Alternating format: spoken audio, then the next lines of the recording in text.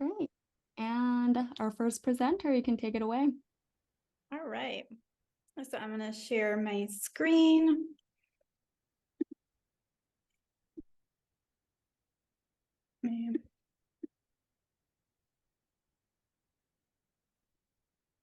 All right. So today I'm going to be talking about how to fuel your success. So a lot of times if we're not taking care of our body, our nutrition, or exercising, we just really don't have the energy to do what we want to. So real quick, a little bit about me. I'm a mom of four. We just took this family picture. I'm also a military wife. We just moved to Arizona because of the military. I also love to learn.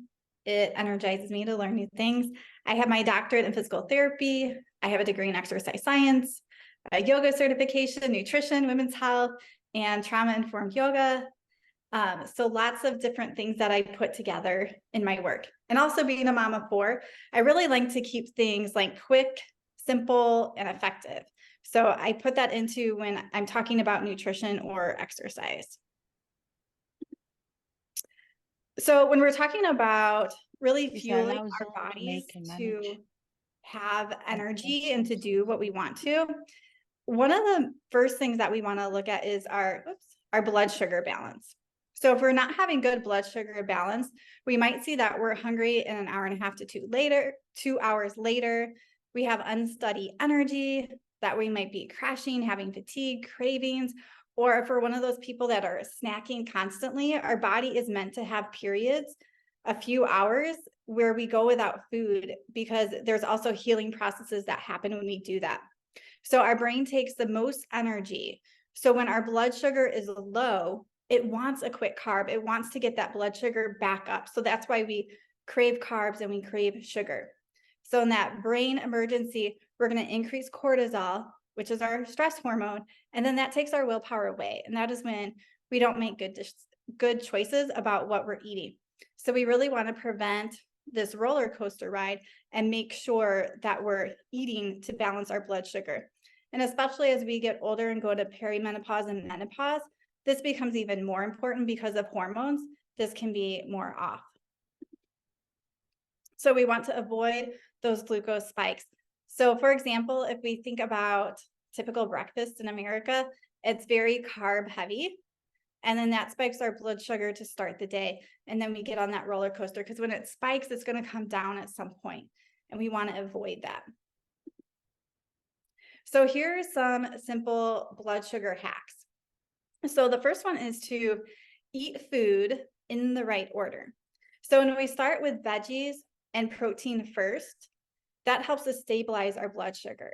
So we want to have some healthy fat in there, and our starch or our carb, we want that to be last. So it makes a big difference, this order that we eat our food. So versus if we eat our carb first and then have that, our glucose can spike up to 75% higher. This also helps from metabolism, or if someone's looking to lose weight, is you're going to get full faster if you're eating those proteins and veggies first. And this is really a way that we used to eat as humans, as hunter and gatherers. We had more of a focus on the protein, healthy fats, and veggies. There weren't as many carbs as what we have today. This also helps you to increase your fiber intake. That helps you to feel full faster. It helps to feed that good bacteria in your gut. So just changing this order that you're eating food, like, of course, I just ate soup for lunch. Like, I can't change the order I'm doing that. But when there's meals that we can, or especially when we're starting the day, this can be important. So hack number 2 is to start with a savory breakfast. So like I was saying, in America, it's typically cereals, oatmeals, pancakes, very carb heavy. So if we can start more with a savory breakfast built around protein, possibly incorporating some veggies and healthy fats in there, we're going to start our day off better. And I think we can say this for many areas of our life. When we start our day off better, it has that snowball effect. So if we're starting with a better breakfast, we're more likely to eat healthy the rest of the day. Versus if we have donuts for breakfast and we're like, oh, who cares at this point, then it sort of snowballs into the whole day. So we want to keep that in mind. Another hack here, I love this one, is using your muscles for 10 minutes after meals. So what happens is when we eat, especially something with carbs, it's going to go into our bloodstream, and that's going to spike our blood sugar. But what happens is if we use our muscles, because food is energy, is meant to fuel us, but if we are not moving, it's staying in our bloodstream. So if we can move after, that blood sugar is going to go into our muscles to give it energy. So if we can start to move our muscles after we're eating, so think maybe like cleaning the kitchen, like moving around, going out for a casual walk, doing some housework, a dance, calf raises on the stairs, going up and down your stairs at home, like really simple things. That's going to help you to use that energy that you just ate so your blood sugar doesn't keep rising. And it takes a long time to develop diabetes or insulin resistance or these other things, but it is decades of not eating well.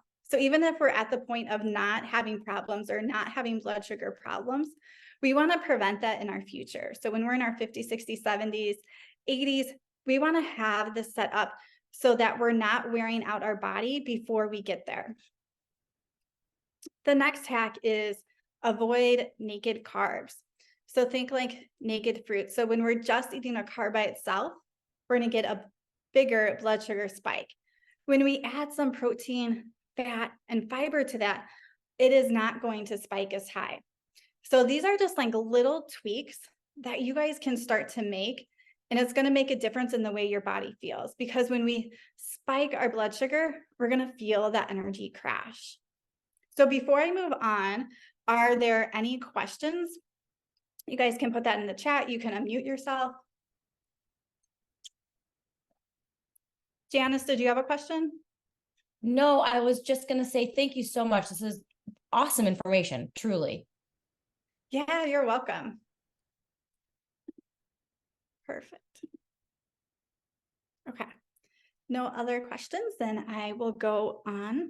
And, I think this is important, again, whether someone has something happening in their health or not. I don't have blood sugar problems, but I try to do this because I know that it's making my body better. And I want to go into my 60s and 70s with the best body and the best working system inside that I can. So this is the next part. I'm going to talk about exercise to energize. So we live in a very sedentary society. Even me, I work online with my clients and I'm sitting a lot. So most of us need to put some intentional time into moving our bodies. From a metabolism standpoint, we want to move our bodies a lot.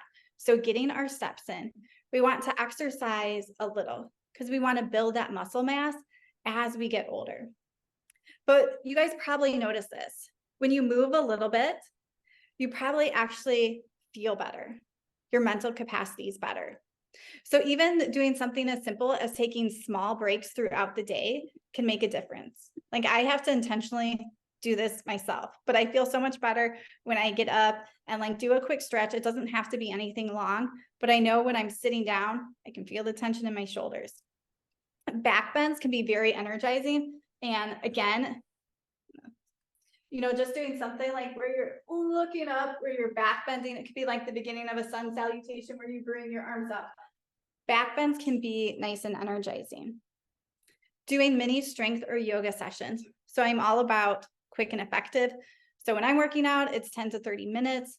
That is it. We can do things in a short time and stay consistent with them and see results.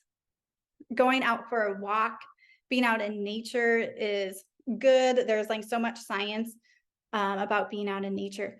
Finding some favorite stretches that you can do. Also having a standing desk. So I'm at my kitchen table, but I have my computer propped up right now. I'm standing, so I will work sitting, but sometimes I will stand. So having that variation so you can use your muscles. So any questions about that?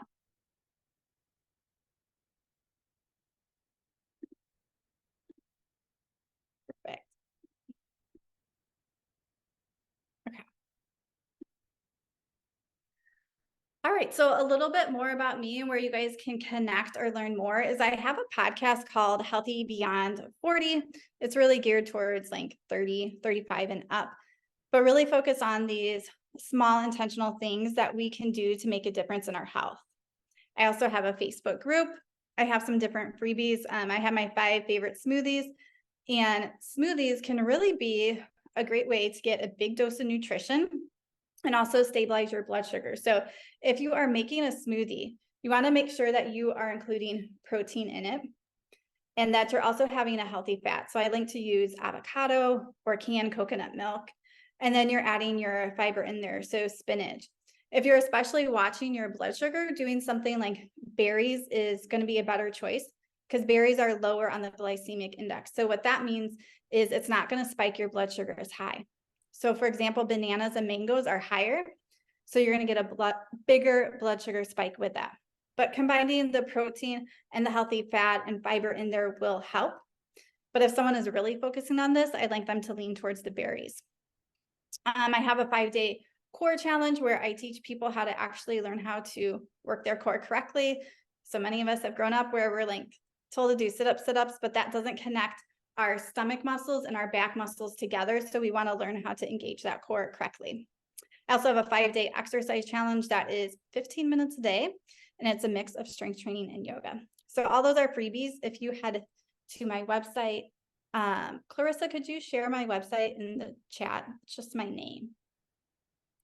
And then also I have my Healthy Holiday Challenge starting. Well, the challenge starts next week. I have a BOGO sale going on this week. So if anybody is looking for support in their nutrition or exercise, this will be a great thing. Holidays become especially hard for our health.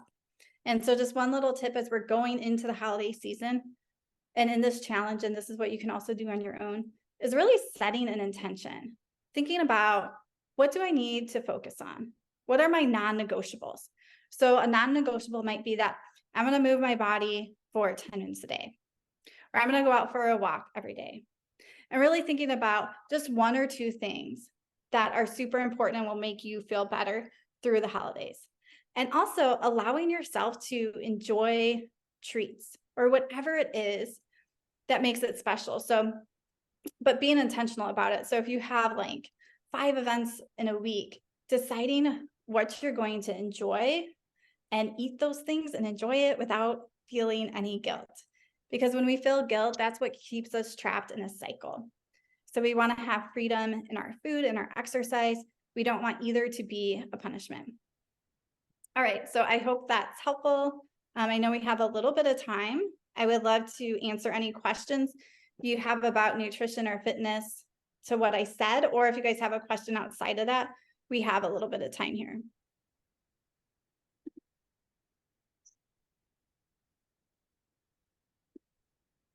Let's see, Heather said, what are the best berries to use in smoothies?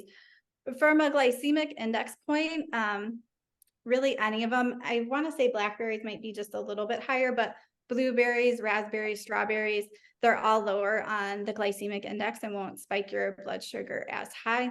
So really whatever you like that tastes better. And sometimes like adding, so bananas can be higher on the glycemic index, but adding a little bit can make your smoothie more creamier. So if you like that taste of a certain fruit or something, add a little bit to it.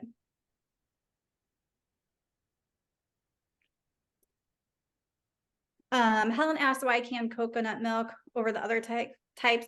So when I use that, it's going to be for my fat. So it's going to be avocado or canned coconut. You can also do like nuts or nut butters in there.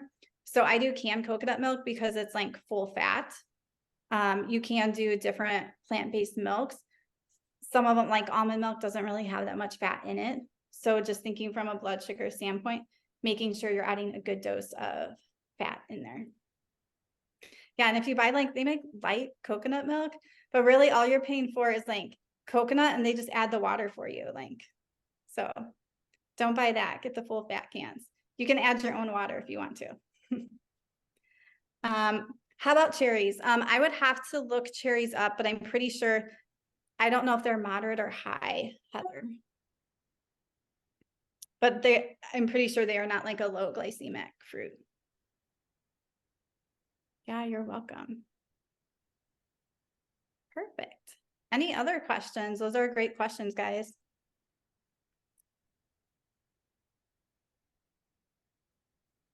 Perfect. All right. I think, oh, does someone have a question?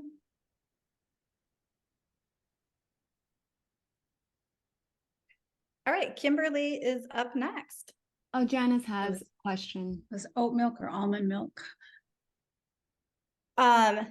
So typically, so this is where like looking at your labels is important. Typically oat milk is pretty high in, sometimes they add sugar, but if you look at the carb or sugar content, it tends to be a little higher. But it can depend what brand you got. The brands I've looked at, it's typically has sugar in it. And almond milk, like definitely get the unsweetened almond milk. A lot of the plant-based milks, they like to add sugar too. So definitely read your labels, look for unsweetened. And almond milk can be fine, but typically it doesn't have that much fat in it. So even though when we eat almonds, they're high in fat, the way that the almond milk works, there's not much fat left in it. So you could add that, but I would make sure I add a little bit more fat to it. You're welcome. Okay. Thanks, Michelle. You're welcome.